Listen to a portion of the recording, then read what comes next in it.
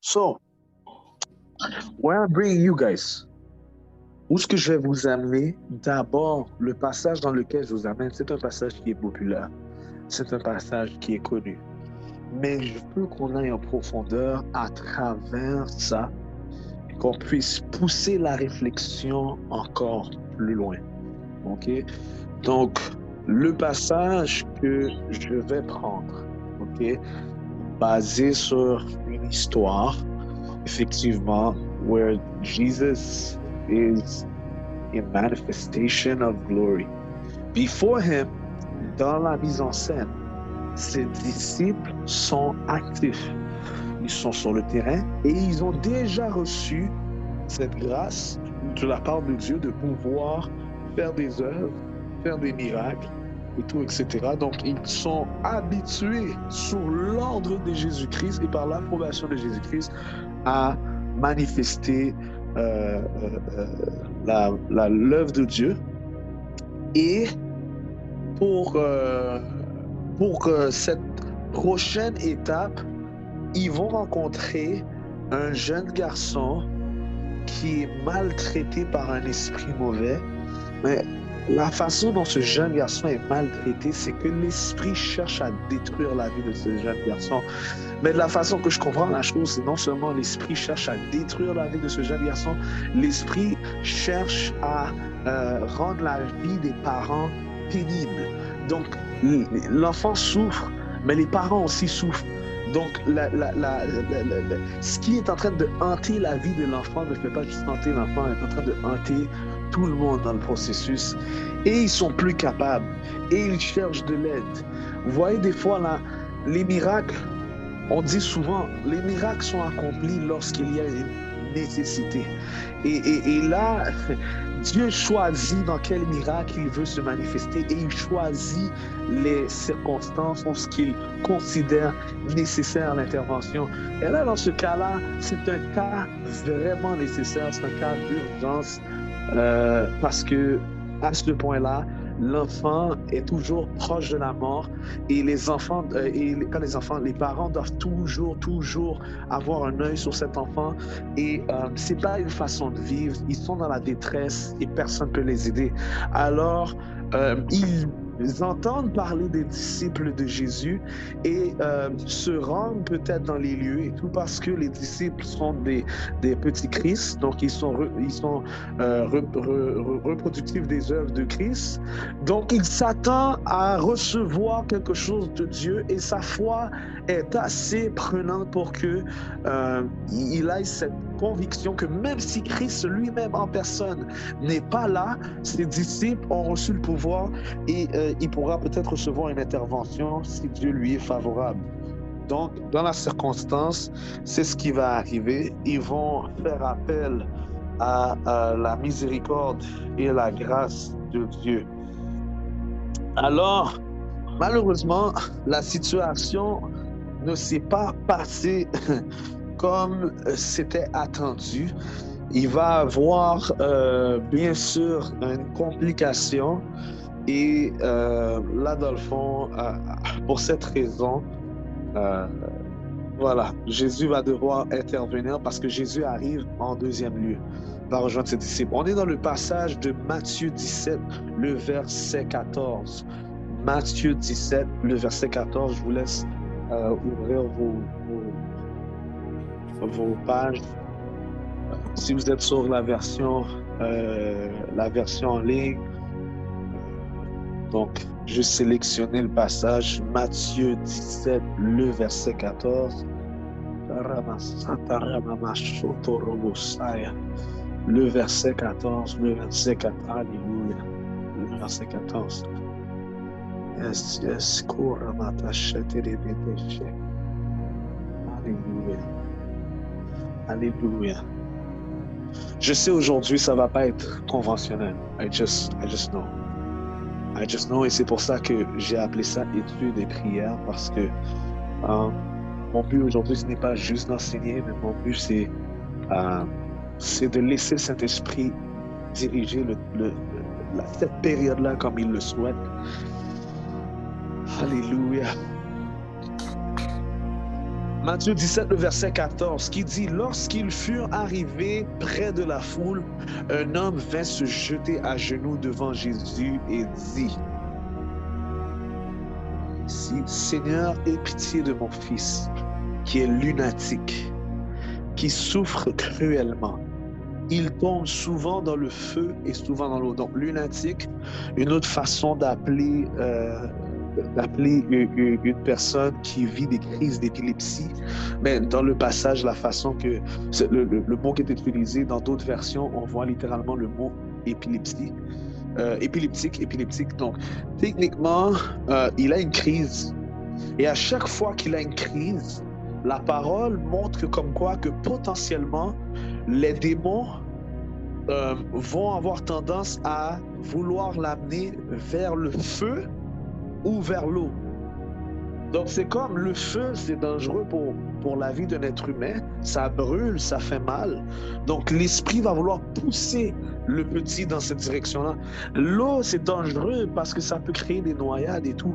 Je vous assure, je crois des fois que on entend dans TVA Nouvelles que des enfants meurent à la noyade. On peut dire des fois que c'est de la négligence des parents. Mais je pense des fois, je peux croire que dans le monde spirituel qu'on vit, où ce que tout est possible, des fois les esprits peuvent avoir des œuvres malignes qui peuvent créer des circonstances où ce que les enfants ou des adultes se retrouvent dans des situations qui sont borderline deathbed.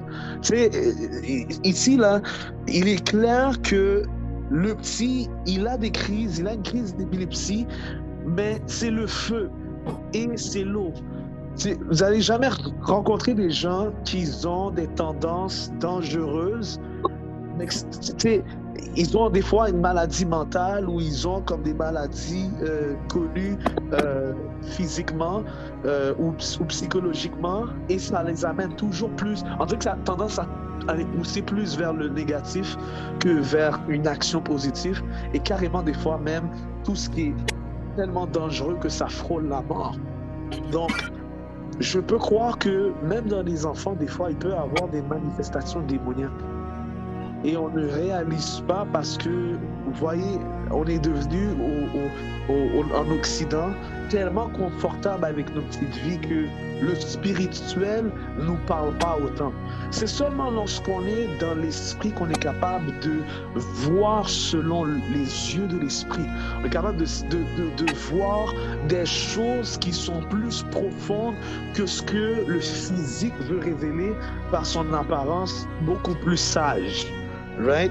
Fait qu'ici, il est clair là, il ne faut pas une photo, on comprend ce qui se passe.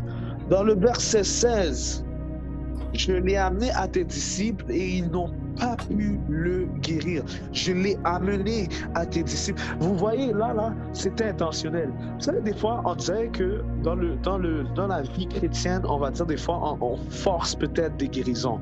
On va chercher à essayer de faire des choses parce qu'on veut le spectaculaire. Pas parce que la guérison de la personne nous intéresse en premier lieu, mais plus parce qu'on veut être capable de dire « je l'ai fait » ou on veut être capable de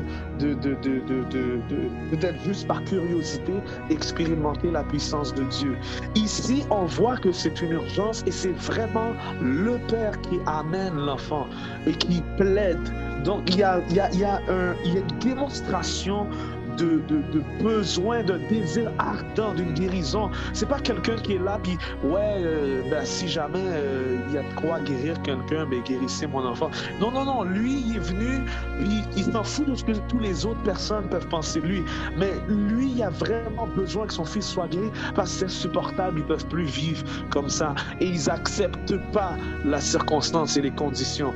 Donc, rendu là, il vient faire l'aveu de, écoute, I did by faith come and brought my little child, but still, after bringing that child, your disciples could not heal him.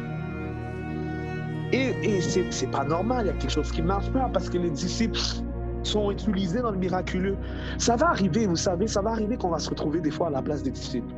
Ça va arriver des fois que des choses qu'on a l'habitude de faire normalement en Dieu, soudainement on a un bug. C'est comme si ce qu'on était habitué de faire en Dieu, on dirait que ça ne marche pas comme il faut. On dirait qu'il y a quelque chose qui nous retient cette journée-là. On dirait qu'on a un doute qui normalement n'est pas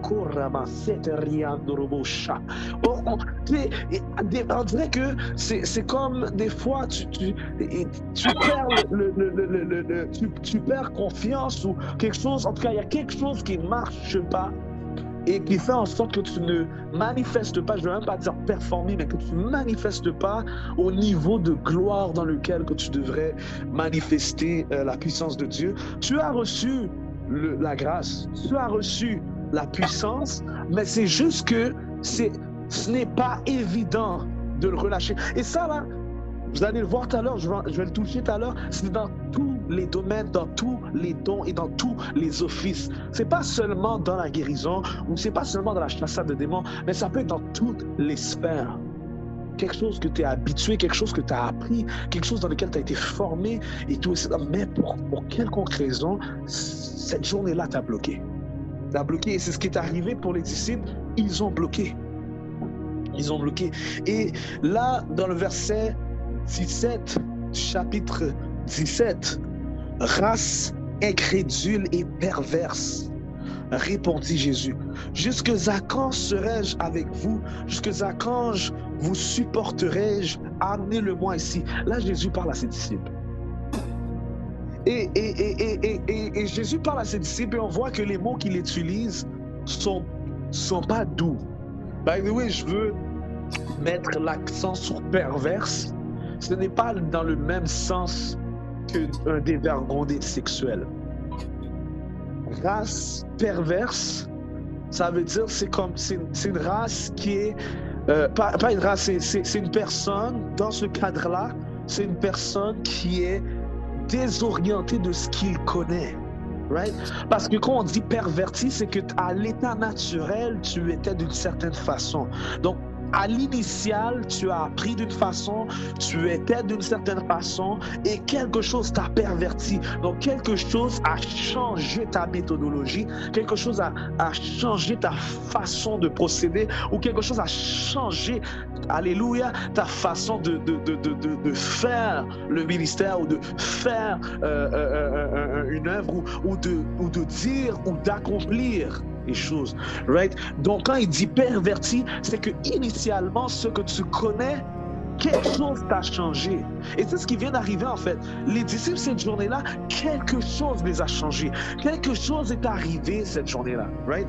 Et il dit race d'incrédule. Incrédule parce que l'incrédulité, c'est lorsque on voit, mais on ne croit toujours pas malgré que la chose est tangible. Alléluia. Ça veut dire que la situation, elle est claire. Il n'y a pas plusieurs façons de faire la chose. Hein? C'est 1 plus 1 est égal à 2 là. Right? Il n'y a pas plusieurs moyens d'arriver à la réponse finale. Mais c'est comme malgré ça, tu vas douter. Donc ça veut dire quelque chose que tu as l'habitude de faire, quelque chose que tu connais bien. Cette journée-là, tu es numb devant la chose. Right? Et puis, que ce soit cette journée-là, que ce soit cette semaine-là, que ce soit ces mois-là, que ce soit cette année-là, whatever the time it is, you're not who you're supposed to be. You're not functioning as you should. And you're not productive as you should. Right? Et finalement, à partir de là, il va dire combien de temps je vais vous supporter? Pourquoi combien de temps je vais vous supporter? Parce que j'ai pas beaucoup de temps avant d'aller à la croix. Il y a une question de timing. Le Seigneur, lorsqu'il avance avec nous, guys, on est des disciples. Ça veut dire que le Seigneur a des expectations, ok? He has expectation. Ça veut dire là, d'ici le mois prochain, Marie, l'Éternel attend ça de ta part. D'ici le mois prochain, Stanley, l'Éternel attend telle affaire de ta part. D'ici le mois prochain, Clarence, l'Éternel attend ça de toi. D'ici le mois prochain, David, l'Éternel veut voir ça arriver. D'ici l'année d'après, il faut que tu sois positionné de telle façon dans ta vie spirituelle. Parce que c'est ça qui va donner le sens à ce que l'Éternel, alléluia, c'est ça qui va donner le sens de ce que l'Éternel est en train de faire. Et aussi parce que le temps est important, parce que Dieu, il n'y a pas le temps de niaiser. Il n'y a pas le temps de niaiser. Vous savez, des fois, on est là, nous, enfants de Dieu, on est là, on prie, on demande à Dieu l'onction, on demande à Dieu plein de choses et tout. Mais lorsqu'on demande ces choses, il faut qu'on soit conscient que quand le Seigneur libère, il faut rattraper comme il faut. Il faut manifester dans un temps respectable. Et respecter le temps de Dieu, c'est de savoir ne pas niaiser avec l'onction qu'il nous donne. Right? Si je veux respecter Dieu, ce qu'il me donne, ce qu'il me confie, ce qu'il veut faire, j'ai un devoir à accomplir dans un temps respectable. Mais ce qui arrive ici, là, c'est que les disciples ont déçu Jésus. Et ça arrive que comme les disciples, nous décevons Jésus. Ça arrive. Ça ne veut pas dire que parce qu'on a déçu Jésus, on est bon à rien faire. Ça veut juste dire que c'est correct. Dès le moment où on a réalisé qu'on déçoit Jésus, parce qu'il a une attente particulière envers nous, nous allons prendre les dispositions pour changer. Nous allons prendre les dispositions pour faire les choses différemment. Et il dit, amenez-le-moi ici. Et il parle avec autorité. Alléluia. Et ensuite, Jésus parla sévèrement au démon. Il n'était pas en train de chill avec le démon. Il parla sévèrement avec le démon. Ça, c'est la méthode. Ça, c'est pas la méthode, non. C'est la réaction normale et la manifestation normale de quelqu'un qui prend autorité sur un esprit démoniaque. Il dit au démon qui sortit de lui, excusez-moi. Il parla sévèrement au démon qui sortit de lui et l'enfant fut guéri à l'heure même. Il y a eu des guérisons parce que l'Éternel a manifesté sa gloire et la guérison ne s'est pas faite immédiatement. Mais dans ce cadre-là, dans ce passage-là, l'Éternel a fait une guérison immédiate. C'est arrivé souvent que Dieu fasse des guérisons immédiates. C'est aussi arrivé qu'il y a eu des guérisons qui ont tardé. Ça peut arriver. Ça peut arriver. Dieu fait ce qu'il veut de toute façon. Comme là, vous allez me dire, mais de quoi tu parles? Quel type de guérison? Exemple. Alors, vous allez avoir la réalité de où ce que Jésus va guérir celui qui est aveugle. Et il le fait en plusieurs séquences parce que une première fois, il a conversation avec la personne lui dit son problème, c'est le fait qu'il est aveugle. L'Éternel va mettre les mains sur ses yeux, va aussi également cracher dans la boue, l'essuyer ensemble sur ses yeux pour pouvoir lui demander ensuite qu'est-ce qu'il voit. Et ensuite, il va recommencer le processus en remettant ses mains encore à nouveau. Et cette fois-ci, l'homme verra plus trouble, il verra clair. Donc, c'est une guérison qui ne s'est pas faite d'un moment, mais elle s'est faite en plusieurs séquences. Pourquoi? Dieu le sait. Est-ce qu'il y avait d'autres choses que l'Éternel pouvait enseigner à cette personne à travers? Est-ce que c'était le but de travailler la foi et d'amener la foi graduellement à une autre dimension pendant la période de guérison? Dieu le sait. Mais effectivement, c'est déjà arrivé. Verset 19. Alors les disciples s'approchèrent de Jésus et lui dirent en particulier, « Pourquoi n'avons-nous pu chasser ce démon ?» C'est la question qu'on va toujours tous se poser intérieurement lorsqu'on bloque. On va dire, tu es un prophète, tu as l'habitude, tu as été entraîné pour le prophétique, mais là tu bloques. Tu n'es pas capable de discerner quoi que ce soit. Tes révélations, tu ne les comprends pas. Tu es dans une période un petit peu difficile où il semble que ton don, tu ne le comprends pas, ou ton don, tu le manœuvres mal dans la période dans laquelle tu es, alors à ce moment-là, tu as la question pour Dieu, c'est tout à fait normal.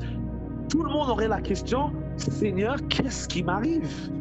Ou Seigneur, qu'est-ce que je ne fais pas? Ou qu'est-ce que j'aurais dû faire? Les disciples vont dire, pourquoi on n'a pas pu chasser? Hier, on a chassé un démon. Avant-hier, on a chassé un démon. On a fait tel miracle, on a guéri des gens. Pourquoi là, on n'a pas réussi? Et là, verset 20, c'est à cause de votre incrédulité. La raison numéro 1 de pourquoi ça ne s'est pas fait, on le voit là dans le passage, c'est évident, ce n'étaient pas les gens qui étaient venus pour la guérison. Parce que ceux qui étaient venus pour la guérison avaient ardemment le désir que ça se passe. Ceux qui sont venus pour que l'enfant soit délivré, le parent qui est venu avec toute sa foi et il n'a pas négligé les disciples parce qu'ils n'étaient pas Jésus. Il les a donné l'occasion de faire. Donc, c'est clairement pas de leur côté qu'il y a un problème. Mais là, les disciples, Jésus va leur répondre, c'est à cause de votre incrédulité. Ça arrive des fois qu'on est incrédule. Il y a des fois que Dieu a eu l'habitude d'utiliser pour un don ou pour une circonstance donnée. Tu as l'habitude de le faire et comme je disais, un moment donné, tu ne peux pas le faire.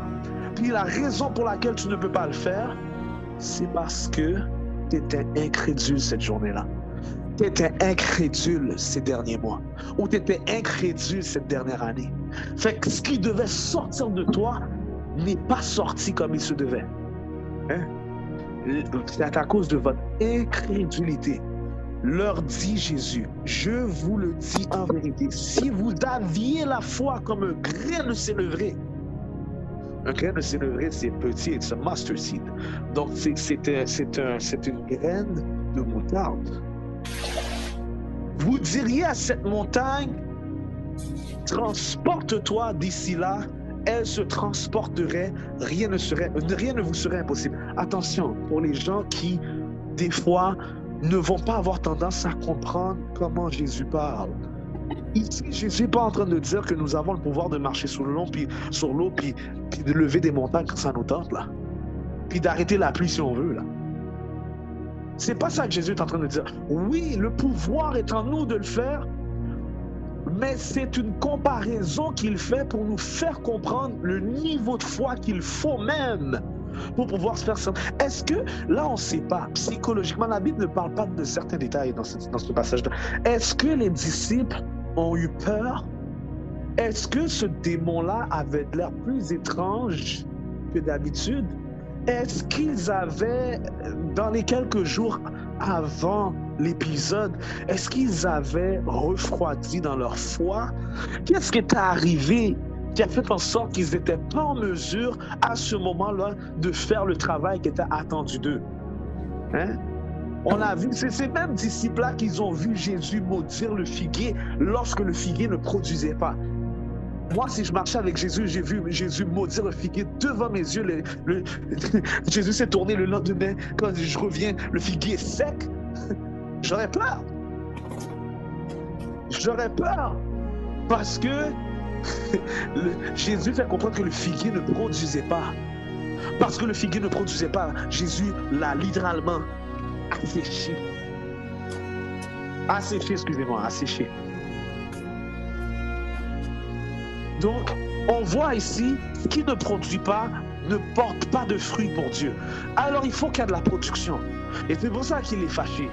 Mais à comprendre, les disciples, quelque chose est arrivé, on ne sait pas si c'est moral, on ne sait pas si c'est psychologique. Est-ce que c'est les gens qui les découragent? Est-ce qu'ils ont peur de l'opinion des gens? Est-ce qu'à un moment donné, ils étaient fatigués, ils ont relâché? Qu'est-ce qui est arrivé? On ne le sait pas.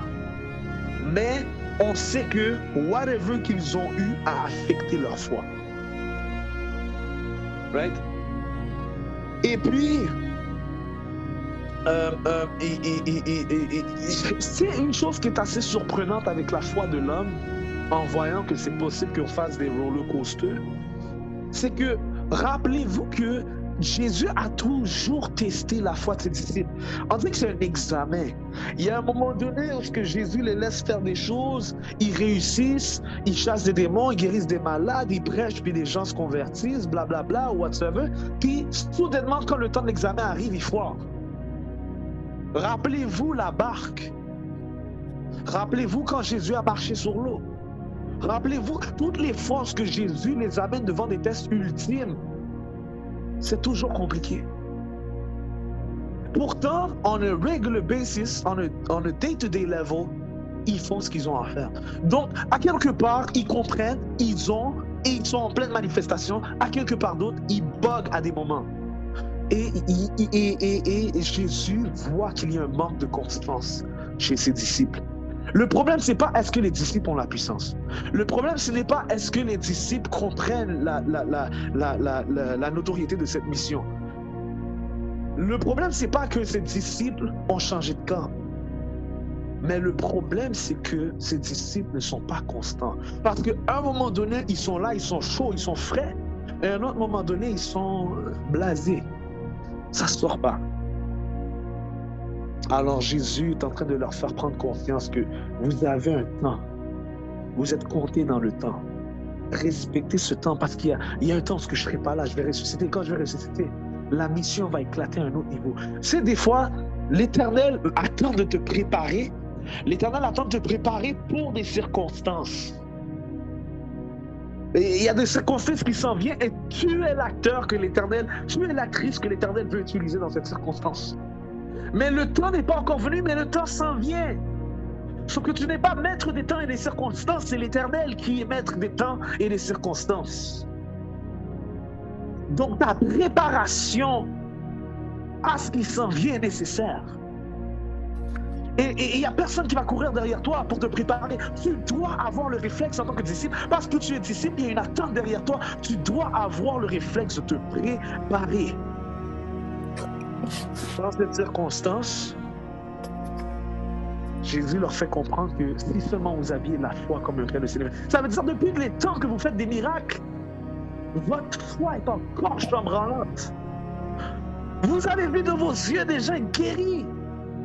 Je ne sais pas tous les types de guérisons qu'ils ont vus parce que la Bible ne parle pas de toutes les guérisons qu'il y a eu. On ne sait pas les natures de guérisons qu'ils ont vues. Quelques-uns, on a une idée, les gens qui étaient aveugles, qui se sont remis à voir, mais on dirait que malgré... C'est l'homme, ça. Ça, c'est le caractère de l'homme. Tu as vu les prouesses de Dieu. Malgré les prouesses de Dieu, tu arrives dans un temps où tu ne produis rien de spécial, alors que tu sais le Dieu que tu sers, qu'est-ce qu'il est capable de faire. Tu as juste la difficulté à remettre en action ce que l'Éternel t'a déjà utilisé pour faire. Alléluia. T'as cette difficulté-là. Alors les disciples, lorsqu'on arrive dans le verset 21, Jésus va dire, mais cette sorte de démon ne sort que par la prière et le jeûne. Est-ce que je peux entendre des gens dire Amen, s'il vous plaît? Amen. Il y a juste Marie qui est réveillée. Ok, fine. Je vous demande de dire Amen, pas parce que je veux entendre ainsi soit-il. Hein. Je vous demande de faire Amen parce que je veux être sûr que vous êtes réveillés. Right? Ok, c'est bon. Donc, mais cette sorte de démon ne sort que par le jeûne et la prière, que par la prière et le jeûne. Oh, wait a minute. Cette sorte de démon ne sort que par le jeûne et la prière. Mais attends, Jésus, tu nous as jamais dit ça. Tu nous as jamais dit ça. C'est depuis le temps qu'on marche avec toi, là, et qu'on est en pleine manifestation, tu dis qu'on a de l'incrédulité. Tu dis qu'on a été perverti de l'état original dans lequel tu nous as formatés en tant que disciples. Et maintenant, tu nous dis que quand nous avons échoué, il faudrait que notre foi soit plus grande. Et pour que notre foi soit plus grande, il faut que nous comprenions que le jeûne et la prière sont nécessaires pour cette situation-là. Il n'a pas dit le jeûne et la prière, c'est la solution. Il a dit pour ce genre de démon-là. Il a dit pour cette circonstance-là, le jeûne et la prière sont de mise. OK. OK. So, il y a pour que tu puisses avoir la constance spirituellement et pour que ta foi puisse constamment braver des épreuves. Et quand je dis braver des épreuves, ça veut dire que tu es en face de circonstances où ce que l'Éternel fait, vas-y, mets en application ce que je t'ai appris. Certaines circonstances vont te demander d'avoir jeûné et d'avoir prié. Mais Jésus, écoutez-moi bien là, Jésus n'a pas prié et jeûné avant d'arriver là-bas. Je ne sais pas si vous avez compris ce que je dis. Jésus n'a pas pris le temps de jeûner et de prier avant d'arriver là-bas. Là, on va me dire, mais comment tu sais, la parole ne le dit pas? Certes, la parole ne le dit pas. Mais si vous regardez, Jésus ne fait jamais de temps de jeûne et de prière spécifiquement à des moments pour des situations spécifiques. Il ne le fait pas, ça. Qu'est-ce qu'on remarque de Jésus? C'est ce qu'on va aller lire tout à l'heure. Qu'est-ce qu'on remarque de Jésus? Jésus a une routine. Alléluia. Il a une routine. Et c'est cette routine-là qui le prépare en tout temps. Donc, Jésus, quand il est arrivé sur les lieux, il n'est pas allé se préparer avant l'événement. Il était déjà ready. C'est ça la différence. Il était déjà ready, il était déjà prêt pour les circonstances.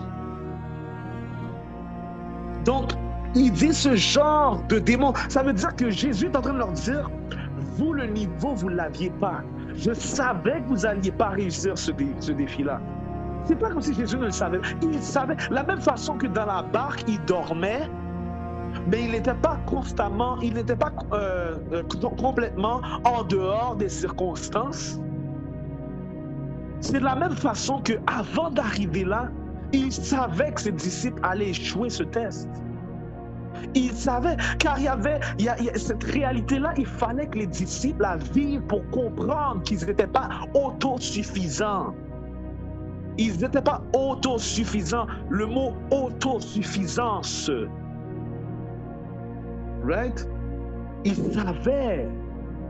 Donc lui, quand il est arrivé préparé. Et c'est pour ça qu'il y a eu cette rencontre-là avec l'esprit mauvais et il n'avait pas besoin d'aller chercher une force supplémentaire. Il l'avait déjà. Le niveau de foi était déjà accordé. Et là, c'est là qu'on va comprendre maintenant l'incrédulité que les disciples ont eue. C'est parce qu'ils sont inconstants. Et l'inconstance, c'est un ennemi. L'inconstance amène le doute et l'incertitude. Et le doute et l'incertitude sont des mauvais rapports, des mauvais liens avec la foi. Jacques va dire que si un homme doute, qu'il ne s'imagine même pas voir en manifestation ce qu'il demande.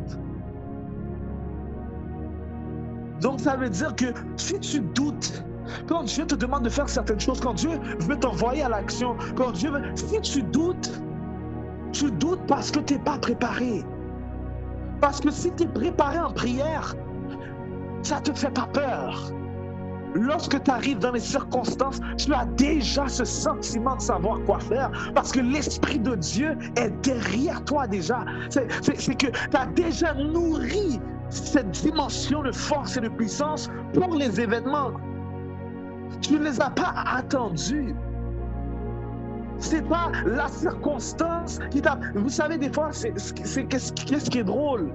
C'est des fois, des gens, des fois, qui ne sont pas habitués, qui ont un système un peu différent, lorsqu'ils savent qu'ils vont prêcher dans un milieu, ils vont se préparer la veille. Et la préparation pour eux la veille va être significative pour avoir le niveau, pour l'atmosphère dans laquelle ils sont attendus lorsqu'ils sont appelés à manifester le don de la prédication. Cependant, Paul n'avait pas besoin, si on regarde Actes des Apôtres, Paul n'avait pas besoin d'une préparation nocturne. Il n'avait pas besoin d'une préparation la veille de ce qu'il manifesterait comme ministère, car l'Esprit de Dieu, Paul cultivait. Il avait cette routine déjà. Donc, lorsque vous voyez Paul, il prêche comme de l'eau. Ça sort comme une source qui pète. Il pourrait passer des journées à prêcher, il ne serait pas fatigué. La Bible dit que lorsqu'il prêchait, lorsqu'il était en train de prêcher, j'ai oublié dans quel coin il était, lorsqu'il était en train de prêcher, il y avait un jeune garçon qui était au bord de la fenêtre. La prédication était tellement longue, il s'est endormi sur le cadre de la fenêtre et il s'est balancé par profond sommeil. Il est tombé en bas. Lorsqu'il est tombé en bas dans Actes des Apôtres, il est mort sur le coup. La Bible dit que Paul est juste descendu avec ses frères et ses sœurs avec lesquels il faisait les services. Le service, je veux dire, ils étaient dans une maison. À ce moment-là, Paul va manifester la guérison. Il va juste serrer le petit bonhomme. Puis, boum, la guérison, résurrection. Le jeune homme est revenu à la vie.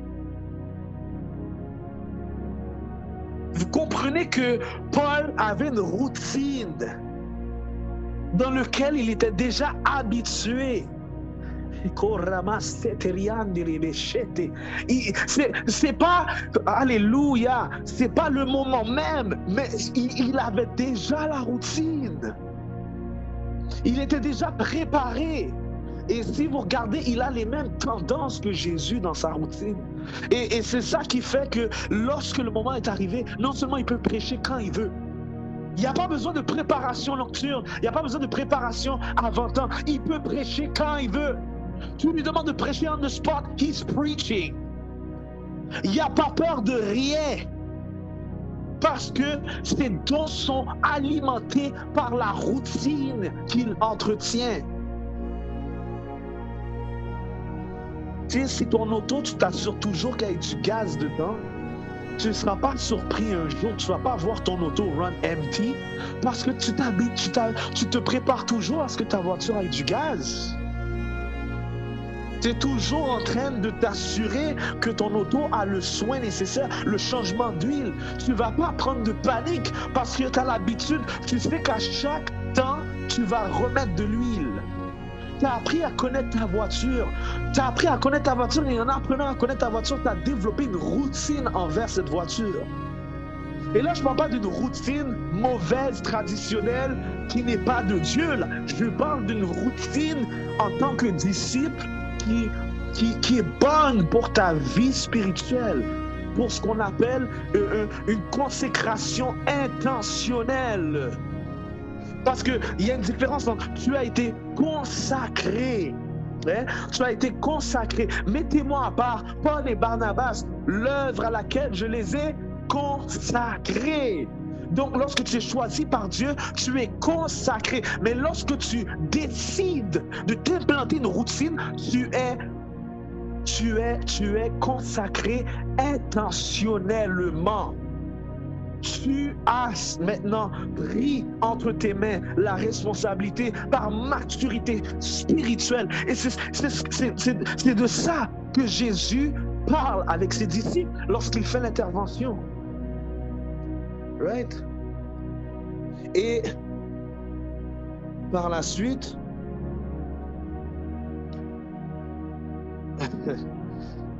Si vous lisez le 22, puis je ne vais pas continuer dans cette partie de Matthieu, mais vous allez voir, après, il explique que, justement, il doit être livré très bientôt. Fait que c'est un warning, là. Et des fois, Dieu te donne des warnings dans ta vie. Des fois, Dieu te donne des warnings dans ta vie. Hein? Te donne des warnings dans ta vie. Il te parle. Tu sens qu'il te parle. Tu sens. Des fois, l'Esprit te dit, tu ne fais pas ça assez. Des fois, l'Esprit te dit, tu devrais faire ça. Des fois, l'Esprit te dit, arrête de faire des jeûnes parce que tu veux te sentir plus spirituel. Fais des jeûnes parce que tu sens que tu as besoin de passer du temps avec Dieu d'une façon différente que tu as l'habitude. Right? Arrête de faire telle chose, de lire la Bible chaque lundi parce que c'est ça que tu t'es donné comme routine. Non.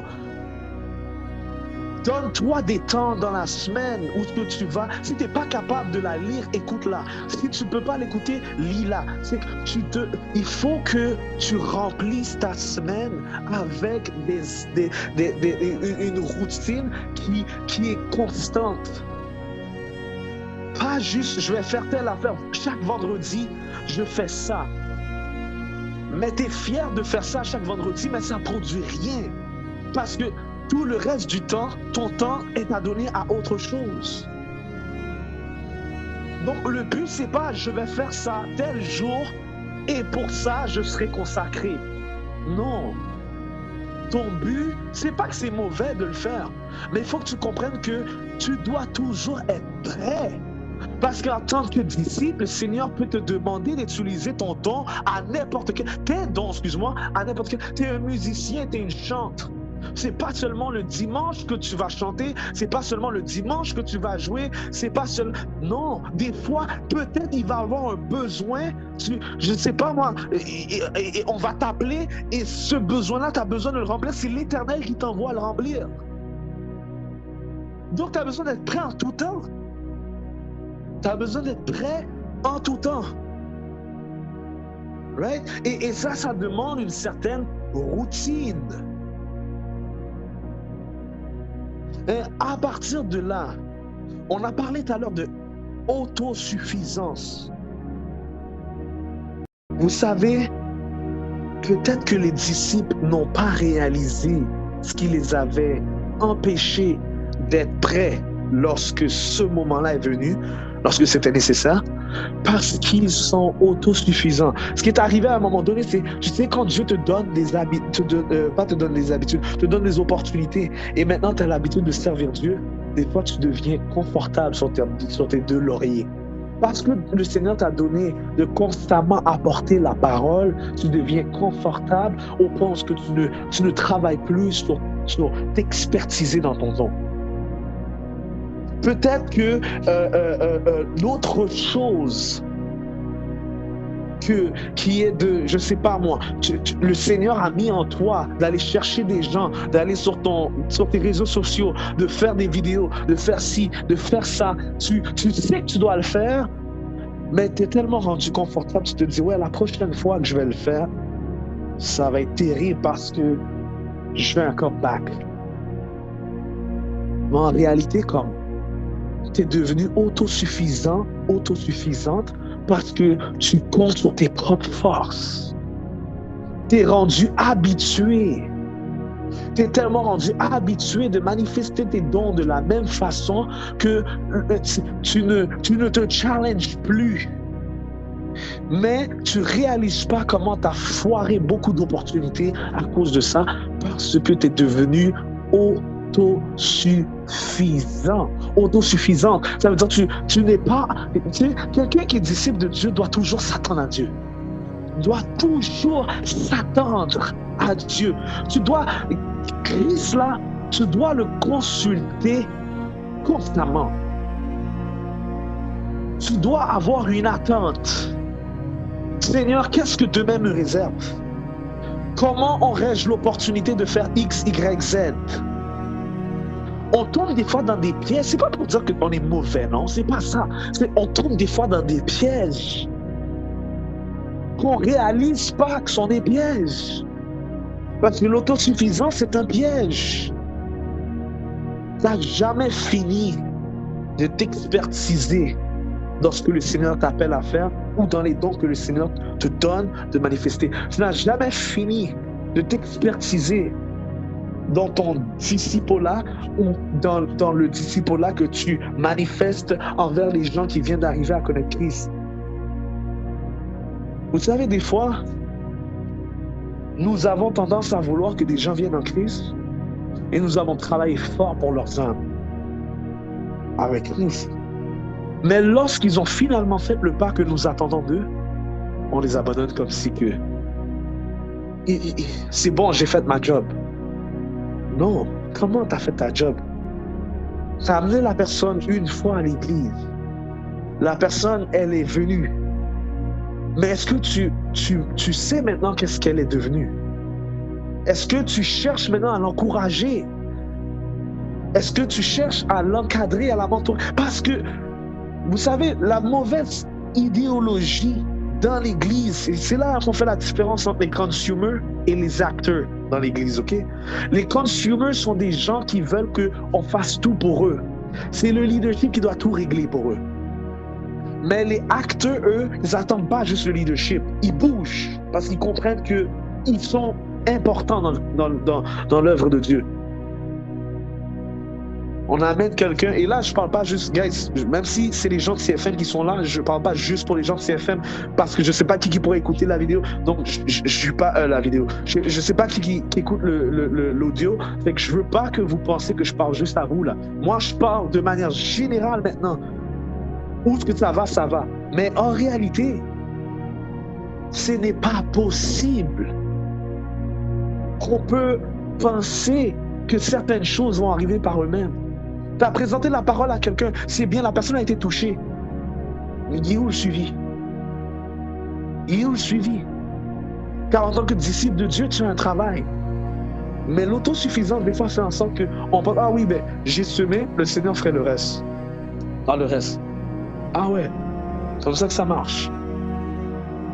Et si l'Éternel voulait que tu continues à miser dans la vie de cette personne? Et si Dieu voulait que tu sois un reminder pour cette personne?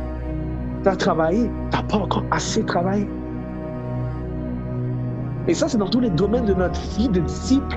Chaque sphère de notre vie de disciple a besoin qu'on fasse les choses différemment, puis qu'on s'attende toujours à Dieu. Pose toujours des questions à Dieu. C'est pas, oh oui, j'ai amené la personne à l'église. Non, Seigneur, j'ai apporté cette personne à l'église. J'ai fait ce que je pouvais faire. Qu'est-ce que je devrais faire encore? Est-ce que je devrais appeler la personne pour faire des études avec elle? Est-ce que je devrais inviter cette personne-là à faire X, Y, Z? Seigneur, qu'est-ce que je dois faire encore pour cette personne? Et c'est de savoir. C'est de savoir comment le Seigneur, comment l'Esprit Saint te dirige à faire ton travail. Right? Alors ça, on comprend maintenant qu'il y a des obstacles qui peuvent faire en sorte que ce qu'on devait manifester, on ne le manifeste pas parce qu'il y a des obstacles. Et les obstacles s'attaquent à notre foi. Et notre foi faiblit. Et notre rendement par défaut faiblit. Tu peux être un bon prédicateur. Et quand je dis un bon prédicateur, il n'y a pas de bon, de mauvais prédicateurs. Il y a des gens inspirés de l'esprit et il y a des gens qui ne le sont pas. Lorsque tu es inspiré de l'esprit, même lorsque tu es inspiré de l'esprit, il peut arriver que tu sois bon discoureur, mais que ton essence est vide parce que tu as pris pour acquis le don que tu as. Tu vas toujours créer l'excitation chez les gens. Tu vas toujours donner une impression d'eux. Mais les gens qui doivent vraiment recevoir dans l'esprit risquent de ne rien recevoir de nécessaire pour leur développement parce que tu es dans l'autosuffisance. L'esprit t'a utilisé une fois, l'esprit va t'utiliser 10 autres fois. Non, L'Esprit peut t'avoir utilisé une fois et depuis, l'Esprit ne t'a pas utilisé parce que tu es autosuffisant. Right? On a besoin d'avoir différentes méthodologies, différentes façons de fonctionner. Sinon, en tant que disciples, nous devenons nuls dans l'œuvre. Et Dieu va nous traiter d'incrédules. Et il va nous traiter de race pervertie. Parce que c'est pas comme ça que l'Éternel t'a fondé lorsqu'il t'a donné l'opportunité de le servir. Right? Ça, c'est la parole. Et maintenant, on parle de routine. J'ai sorti le mot routine. OK. Allons étudier Jésus. Dans la génération aujourd'hui, là, on utilise tout le monde sauf Jésus comme exemple. It makes no sense. Il y a des hommes qui aiment plus se donner un exemple que de donner Jésus un exemple pendant les prédications. No sense!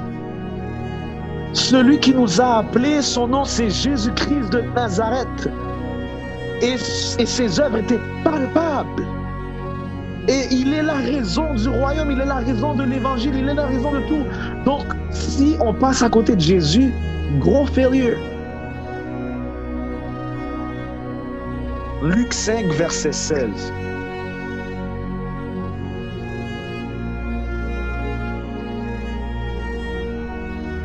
Luc 5, verset 16.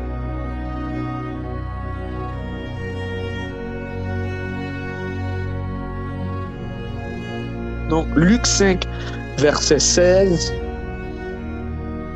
dit: Et lui se retirait dans les déserts et priait. Juste avant, Luc 5, verset 15. Bon, je vais même aller jusqu'à Luc 5, verset 14 parce que j'aime comment Jésus est un exemple modèle ici. Luc 5, verset 14. Puis il lui ordonna, après avoir fait de la guérison, il lui ordonna de n'en parler à personne. Dit-il, va te montrer au sacrificateur et offre pour ta purification ce que Moïse a prescrit afin que cela leur serve de témoignage. Aujourd'hui, il y a trop de gens qui aiment être vus. Hein? Il y a trop de gens qui aiment être vus. Dieu t'a donné un don pour manifester le don. Il t'a donné un don, il t'a donné des dons pour que, en tant que disciple, tu puisses faire briller son nom partout. Aujourd'hui, il y a des gens qui veulent se mettre de l'avant, qui veulent toute la gloire parce qu'ils ont des dons et ils aiment l'attention des hommes. Non. Étant disciple, une des premières choses que nous devons respecter dans le code, dans l'éthique du royaume, ce n'est pas à cause de nous que les choses se passent. C'est dans le nom de Jésus. La preuve, c'est que lorsque tu chasses un démon, tu ne dis pas au nom de Clarence, tu ne dis pas au nom de Sean, tu ne dis pas au nom de X, tu ne dis pas au nom de Y, tu dis au nom de Jésus. C'est-à-dire le pouvoir n'est pas pour toi. Et le pouvoir n'est pas... Tu attestes la puissance de Dieu, tu manifestes un véhicule par lequel le Seigneur peut passer. Dieu est esprit, hein?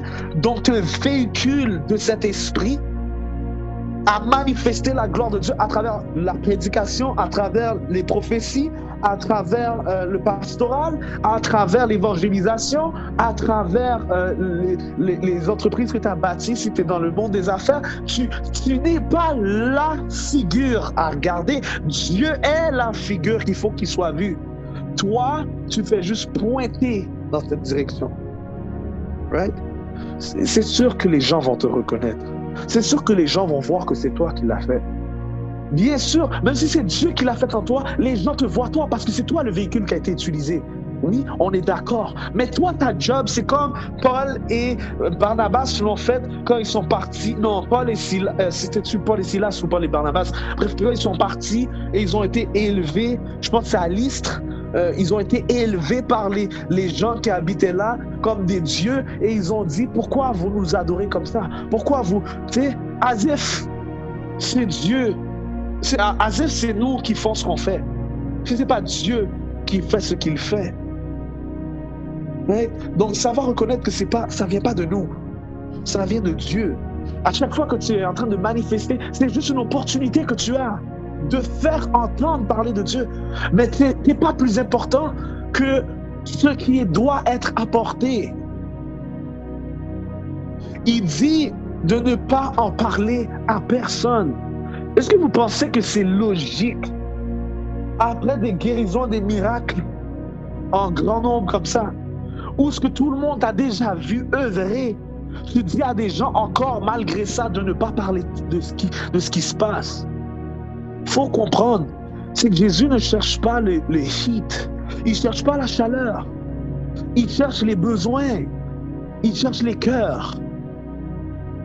Quand tu as fini de prêcher, tu peux transmettre ce que tu donnes, comme ce que tu manifestes comme grâce.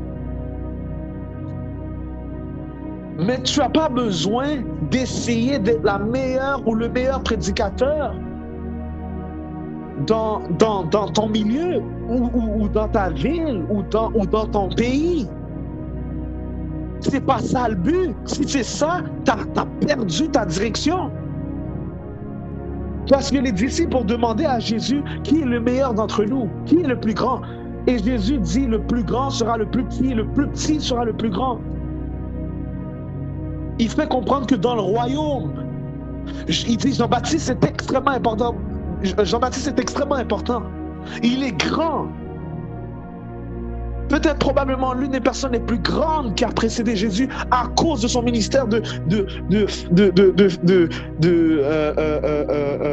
présenter les parvis et de pouvoir faire que Dieu soit introduit au peuple. Le temps que Jésus était attendu, le Messie était attendu, c'est une grande œuvre d'être le tapis rouge du Messie.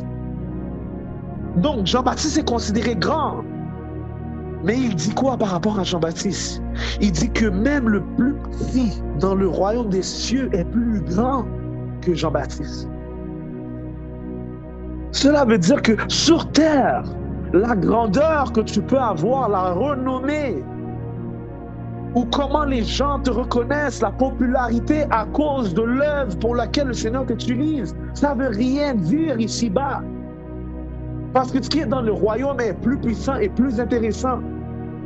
Et tu n'es pas plus grand que même le plus minuscule des petits détails dans le royaume des cieux. Donc c'est une leçon d'humilité. C'est un code d'éthique en tant que disciple. Fais pas les choses pour que les gens puissent voir. Fais les choses pour que les gens puissent recevoir. Il y a une différence. Je veux que tu reçois, je veux que ta vie change. Il y a un besoin, donc il faut que j'ouvre ma bouche, il faut que je parle. Il y a un besoin, donc il faut que j'étende les mains, il faut que je laisse Dieu manifester sa grâce. Il y a quelque chose qui doit être fait, donc je dois laisser dégager ce qui sort. Mais je ne fais pas parce que je veux l'attention. Je n'achète la figure de personne. En tant que disciples, nous devrions avoir cette mentalité. Right? Et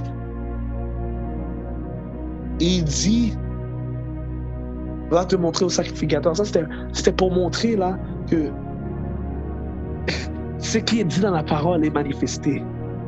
Right? Il pointe vers les Écritures.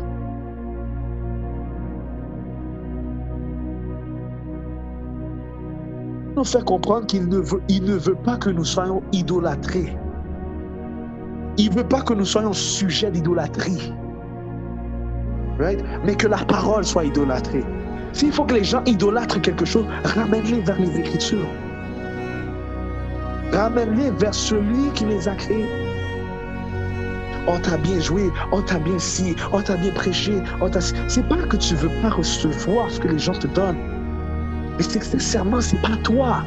C'est l'Esprit de Dieu qui t'a donné la capacité, t'a exercé avec Dieu. David a combattu Goliath. Vous pensez vraiment que c'était David qui avait la puissance de battre Goliath? Si juste scientifiquement parlant, c'est même pas censé qu'un petit gars comme David, à l'âge qu'il avait quand il a combattu Goliath, c'est même pas... Là, je parle d'âge, je parle de maturité de guerre, je parle d'armes, parce que David n'avait même pas d'épée lorsqu'il a combattu Goliath, c'était des lance-pierres. Alors, juste en partant, David était no match pour Goliath, ok? Mais on s'en fout comment populaire l'histoire est là. La réalité, c'est que David était no match. La seule raison pour laquelle David était qui il était et comment il a terrassé Goliath, c'est l'entraînement qu'il a eu de la part de Dieu. La première chose qui lui a donné la victoire, c'est sa relation avec Dieu. Dieu ne laisse jamais ceux qu'il appelle échouer dans des circonstances où c'est lui qui les envoie. Si il t'envoie et tu échoues, comme l'histoire de Josué la dernière fois, on a vu pendant la prédication, c'est parce qu'il y a quelque chose qui a été fait, qui a fait obstacle à la volonté de Dieu, qui fait que Dieu va te laisser prendre ta perte. Mais si c'est Dieu qui t'envoie et te dit, je te donne la victoire est déjà gagnée d'avance. Déjà de avoir la relation avec Dieu. Lorsque Dieu dit, vous allez remarquer les rois d'Israël, lorsqu'ils étaient obéissants, ils demandaient à Dieu, qu'est-ce qu'on devrait faire? Est-ce qu'on devrait envahir? Est-ce qu'on devrait faire ci? Est-ce qu'on devrait faire ça? Dès que l'Éternel donnait une ordre, ils respectaient l'ordre, c'est la victoire assurée. Donc déjà en partant, la première chose, c'est la première chose qu'on peut constater, c'est la relation. C'est la relation. Et la deuxième chose, c'est l'entraînement. David a été entraîné dans les champs. Lorsqu'il gardait les brebis, il a été entraîné par Dieu. Il a été entraîné par Dieu. Il avait l'habitude, il était capable au combat. Right? Donc, lorsqu'il a confronté Goliath, David avait 3 choses de particulier. Il avait la relation, donc il est un choisi et il est un aimé de Dieu. Il est entraîné, donc il a exactement ce que l'Éternel veut qu'il aille pour pouvoir être capable d'accomplir son combat.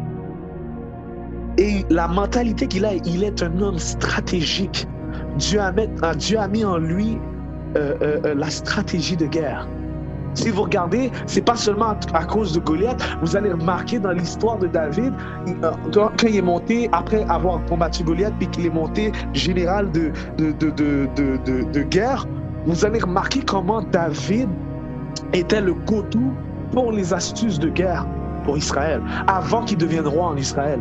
So David, s'il y a une réputation que David s'est faite, puis même quand vous voyez plus tard, quand David devient plus vieux, lorsqu'il y a tous des agréments qui arrivent par rapport à sa vie, prophétisés par Nathan, et les circonstances de vie, le coup d'état et tout ce qui s'est passé par rapport à la vie de David, il y a une chose dans l'histoire de David, partout qui revient, même de ses ennemis, c'est que David est un homme de guerre expérimenté. Ils vont toujours se rappeler de la même chose. Donc ça veut dire que Dieu a fait un chemin avec toi. Il t'a fait développer tes capacités. Il t'a fait développer tes dons. Tu es un homme expérimenté. Tu es une femme expérimentée de la part de Dieu. L'Éternel t'a donné l'expérience. Tu sais manier. Mais même lorsque tu sais manier, gare à toi de ne pas penser que tu sais tellement manier que Dieu n'est plus ta référence. Parce que tout ce que tu as gagné, tout le succès que tu as pris, toute la renommée que tu as pris peut tomber en miettes. Parce que l'Éternel est celui qui conduit. Donc ici, là, on comprend l'importance, on comprend les caractéristiques recherchées. Ça dit dans Luc 5, le verset 15, sa renommée se répandait de plus en plus, les gens venaient en foule pour l'entendre. Ça veut dire que ce n'est pas du jour au lendemain que les foules se sont créées. Les foules se sont créées petit à petit. De plus en plus, on voulait comprendre qui était ce Jésus et de quoi il parle. Fait que plus tu vas avancer dans les plans de Dieu pour ta vie, plus il y a des gens qui vont sentir le besoin de s'accrocher à toi. Il y a des gens qui vont vouloir te poser des questions. Il y a des gens qui vont remarquer qu'est-ce que tu as fait. Ils vont dire, waouh, ils veulent apprendre de toi. Mais c'est pas parce que c'est toi, c'est parce que Dieu a fait avec toi. Et les gens respectent ce qu'il y a sur ta vie. Et par la suite, là, c'est le passage que je voulais vous amener. Luc 5, le verset 16. Et lui, il se retirait dans les déserts. Là, on parle au passé, hein. Il se retirait dans les déserts et priait. Qu'est-ce qu'il faisait sur une base régulière? Parce qu'il parle au passé. Donc, comprenez l'idée du texte, là. On parle de l'habitude. On parle de la routine de Jésus. Il se retirait dans les déserts. On dit pas le désert. Il ne se retirait pas dans le désert. Ça veut dire que ce n'est pas une habitude qu'il avait une fois. Ça veut dire que c'est une habitude, c'est une routine qu'il avait sur une base régulière de se retirer dans les déserts.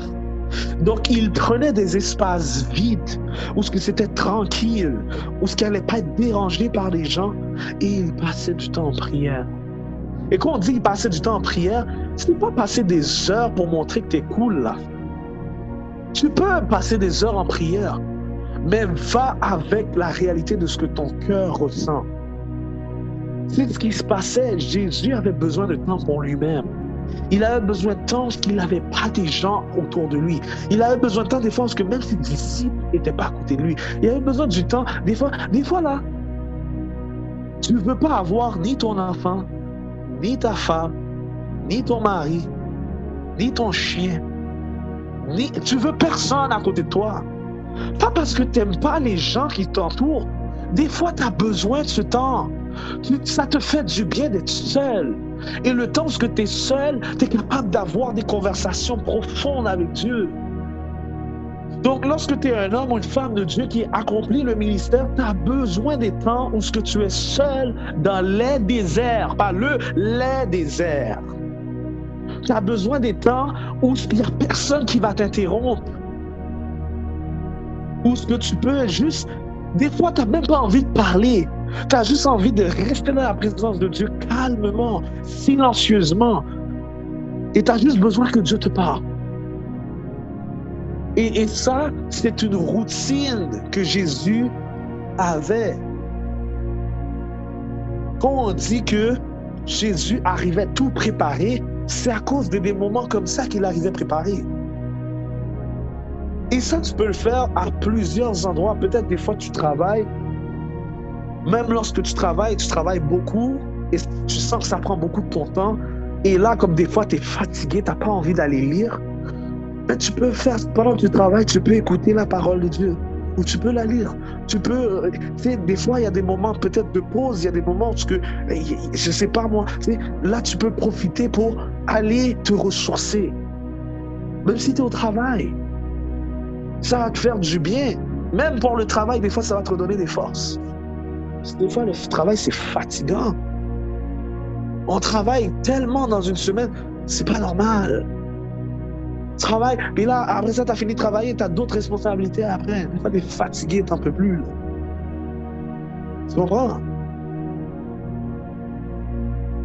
Dans Luc 6, le verset 12, on a encore un autre exemple où ce qu'on voit, ça dit, en ces temps, Jésus se rendit sur la montagne pour prier et il passa toute la nuit à prier Dieu. Il passa toute la nuit. Il allait sur la montagne. Là, on ne dit pas les montagnes, on dit la montagne. Il a choisi une montagne particulière sur laquelle il allait passer du temps. Et sur cette montagne, il a passé la nuit. Ça ne veut pas dire que tu devrais faire ça à chaque jour, là. Ça veut juste dire qu'il y a un moment d'effort que tu le sens à l'intérieur de ton esprit comme « va pas dormir ». Va chercher Dieu. Des fois, tu le sens à l'intérieur de toi. Tu as l'énergie qu'il faut, je ne sais pas. Demain, c'est férié. Tu sens là, tu peux aller, passe le temps. Des fois, ce n'est pas toute la nuit que tu es capable de faire. Il faut penser à la réalité que c'est dans cette époque-là, ils n'avaient pas les mêmes conditions de travail. La réalité des horaires et des obligations de métier n'étaient pas les mêmes que dans notre temps. Donc, c'est sûr qu'il y a des choses, il faut qu'on soit sage. On ne peut pas s'amuser à juste imiter la parole sans comprendre la réalité contextuelle derrière. Mais, par contre, peut-être il est 3 heures du matin, tu t'es levé et tu sens dans toi que tu n'as pas envie de dormir tout de suite. Tu sens dans toi qu'il y a quelque chose qui te pousse à la prière. Va prier. Peut-être si c'est 30 minutes que tu es capable de faire, tu fais ton 30 minutes. Peut-être 1 heure que tu es capable de faire, tu fais ton 1 heure. Ça se peut que c'est toute la soirée que tu veux rester debout. Tu fais toute la soirée. Maintenant, si tu as décidé de rester là toute la soirée debout et tu vas travailler le lendemain, bonne chance. Mais, je veux dire, voilà, il faut faire la part des choses. Il y a une routine. Fait qu'ici, on voit dans la routine, Jésus aime avoir du temps où il met à part. Il se met à part. La consécration volontaire, ce n'est pas avoir une panoplie de choses à faire pour dire qu'on est spirituel. Ce n'est pas ça. Mais c'est avoir des temps de solitude et c'est d'avoir des temps, des fois, c'est peut-être pas qu'on soit seul nécessairement, mais des fois, c'est d'avoir des temps éloignés. Bon, cette journée-là, au lieu de regarder la télévision, peut-être on va pas regarder la télévision cette soirée-là, on va passer du temps ensemble, puis on va méditer, puis on va parler de plein de sujets, puis on va peut-être prier ensemble. Ou bien tel autre moment dans la journée, à midi, j'ai une pause. Là, je veux juste aller me coucher, puis je veux prier dans mon esprit et je veux pas être dérangé par personne. C'est pas à quel moment la consécration là, c'est pas un concours de qu'est-ce que je fais le plus là. C'est juste une habitude qu'on se donne avec Dieu. C'est comme Daniel, il travaillait dans les fonctions gouvernementales. Daniel était sage conseiller du roi, chef de toute l'équipe administrative. Donc, il faut comprendre que Daniel avait un méchant rôle à Babylone. Et même Joseph, dans les mêmes cas, c'était des hommes politiques et c'était des hommes qui avaient des emplacements de haute responsabilité. C'était des hommes occupés. Mais ils avaient une routine, ils avaient des habitudes. La Bible te dit que Daniel. Bon, Daniel avait tellement une routine de prière bien spécifique que les gens qui étaient jaloux de lui ont essayé de le piéger avec ses habitudes.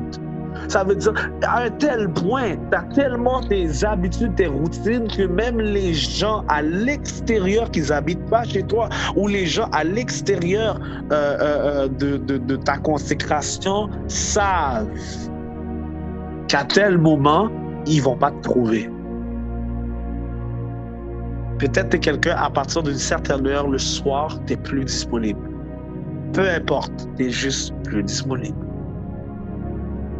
Le matin, whatever, c'est pas pour dire qu'on est obligé d'avoir tous le même modèle. Ça varie de personne en personne. Amusez-vous pas à essayer de vous compétitionner, mais faites-le selon ce que le Seigneur met sur votre cœur. Dans Marc 35, en montant, a dit, vers le matin, pendant qu'il faisait encore très sombre, il se leva et sortit pour aller dans un lieu désert où il pria. Vous pensez que Jésus faisait juste ça, matin, midi, soir, juste prier? Parce que regardez, tout à l'heure, je vous ai parlé de la nuit, toute la nuit. Puis là, dans un autre passage, je vous dis vers le matin, pendant qu'il faisait encore très sombre. C'est pas nécessairement que Jésus faisait ça comme d'une chatte tout le temps. Là. Il y a des moments où il allait décider de prendre un temps dans la soirée. Il y a des moments où il allait faire de très tôt le matin à l'aube jusqu'à le lever du soleil et toute la prise d'activité dans la ville ou dans la place. Il allait passer des temps à des places spécifiques où il savait qu'elle n'allait pas être dérangé. Vous voyez déjà quelques habitudes qu'il a.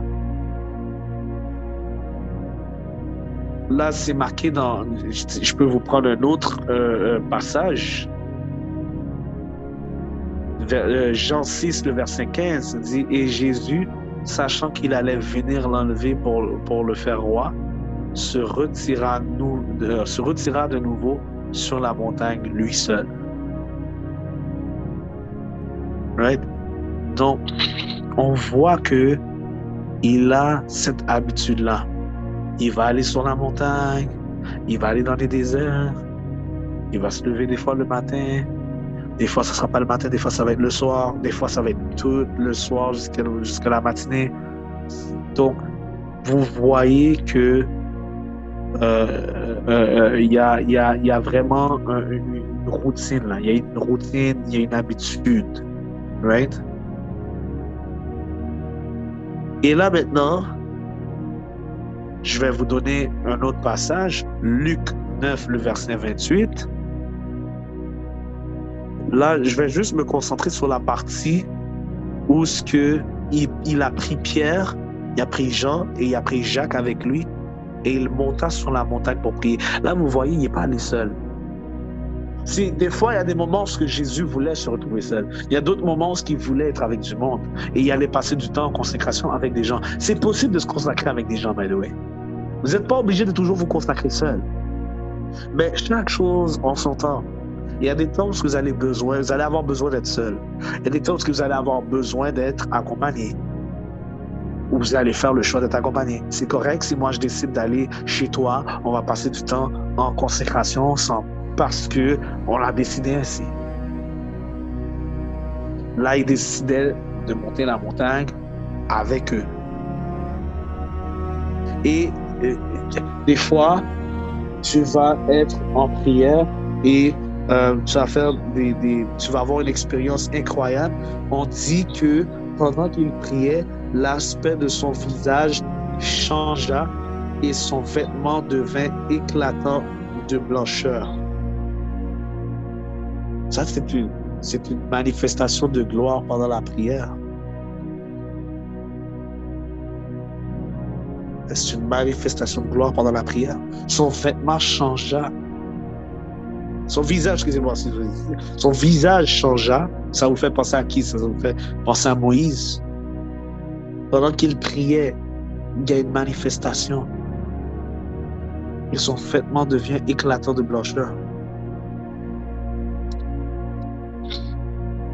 Donc ça, c'est le passage de la transfiguration. Mais vous voyez, vous comprenez. Et là, il n'est pas dit dans ce passage particulièrement, mais il y a des passages où ça dit que Jésus était littéralement jeune. Et